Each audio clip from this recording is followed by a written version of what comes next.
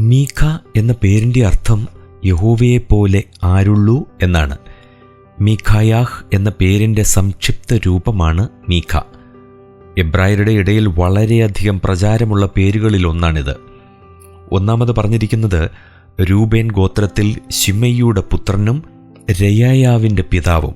1 ദിനവൃത്താന്തം 5:5. രണ്ടാമത് പറഞ്ഞിരിക്കുന്നത് ദാവീദ് ക്രമീകരിച്ച ദൈവാലയ ശുശ്രൂഷയിൽ ഉസ്സിയാവിൻ്റെ പുത്രന്മാരുടെ തലവൻ. 1 ദിനവൃത്താന്തം 23:20. മീഖയുടെ പുത്രൻ ശാമീറും സഹോദരൻ ഇശ്യാവുമാണ്. 1 ദിനവൃത്താന്തം 24:24. മൂന്നാമത് പറഞ്ഞിരിക്കുന്നത് ന്യായപ്രമാണ പുസ്തകം സംബന്ധിച്ച് അരുളപ്പാട് ചോദിക്കേണ്ടതിന് യോശിയ രാജാവ് പറഞ്ഞയച്ചവരിൽ അബ്ദോന്റെ പിതാവ്. 2 ദിനവൃത്താന്തം 34:20. നാലാമത് പറഞ്ഞിരിക്കുന്നത് യോനാഥാന്റെ മകനായ മെരിബ്ബാലിൻ്റെ, അതായത് മെഫീബോശേത്തിൻ്റെ പുത്രൻ. 1 ദിനവൃത്താന്തം 8:34-35. 9-ാം അധ്യായം 40-41 വാക്യങ്ങൾ. അഞ്ചാമത് പറഞ്ഞിരിക്കുന്നത് ദൈവാലയ ശുശ്രൂഷയ്ക്ക് തലവനായിരുന്ന മത്തന്യാവിൻ്റെ പിതാവ്.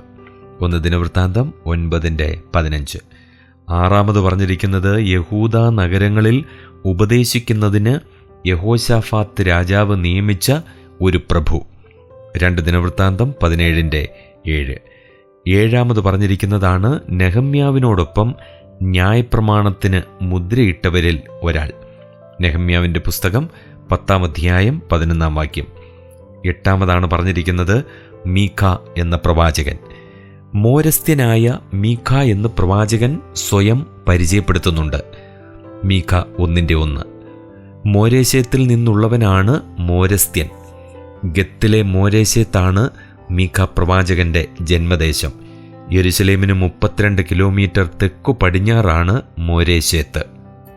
യോഥാം, ആഹാസ്, യഹസ്കിയാവ് എന്നീ യഹൂദ രാജാക്കന്മാരുടെ കാലത്ത് മീഖ പ്രവചിച്ചു. ഏതാണ്ട് 742 മുതൽ 687 BC ആണ് കാലം.